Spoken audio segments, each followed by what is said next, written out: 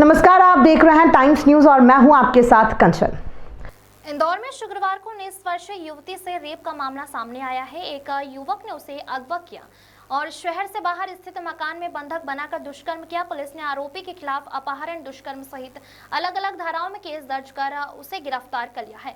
घटनाक्रम के बाद थाने पहुंची युवती मूक बधिर होने की वजह से पुलिस को कुछ भी समझा नहीं पा रही थी।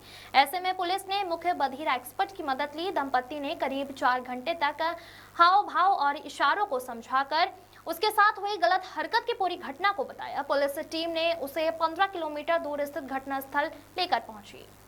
वहां उसने घूम कर वहां स्थान बताया जहां उसके साथ गलत काम किया गया। इस दौरान आरोपी भी वहीं मिल गया। उसे देखते ही पीड़िता ने पहचान लिया और रोते हुए उसकी तरफ इशारा किया। दरअसल 4 अप्रैल की सुबह युवती गायब हो गई थी। काफी तलाशने के बाद उसकी गुमशुदगी दर्ज कराई गई थी। रात को बेहद वासी की हालत में वह घर लौटी और फूट कर रोने लगी। इसके बाद परिजन उसे लेकर रिपोर्ट लिखाने आईजी थाने पहुंचे। वहां इशारों में जो कुछ बता रही थी उसे पुलिस के लिए समझना काफी मुश्किल था। ऐसे में पुलिस ने मुख्य बधिर एक्सपर्ट पुरोहित दंपति की मदद से पूरा घटनाक्रम जाना और आरोपी को पकड़ने की तैयारी की। पॉइंट्स में समझाए कितना चुनौतीपूर्ण था। पीड़िता के इशारों को समझना एक्सपर्ट मोनिका पुरोहित ने बताया कि पहले तो पीड़िता से पूरा घटनाक्रम जाना, पीड़िता के साथ जो कुछ भी हुआ उसे एक बात बारीकी से बताने को कहा। उसने काफी विश्वास दिलाया कि वह जितना जल्दी बताएगी उतना जल्दी आरोपी पकड़ा जाएगा।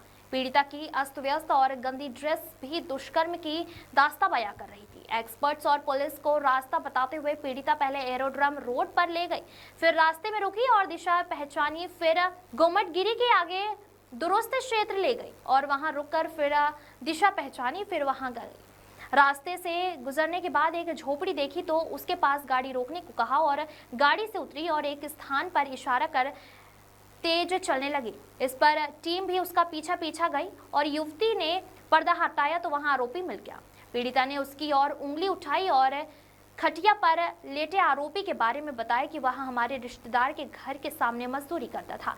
पीड़िता ने मोनिका की हथेली पर कई बार थपथपाया और पीछे की ओर चलने का इशारा किया। जब पहुंचे तो वहां एक निर्माणाधीन मकान था। वहां सीढ़ी चढ़ी, फिर उसने पहला और दूसरा कमरा छोड़ा और तीसरा कमरा ले गई। वहां पर भी एक चारपाई थी।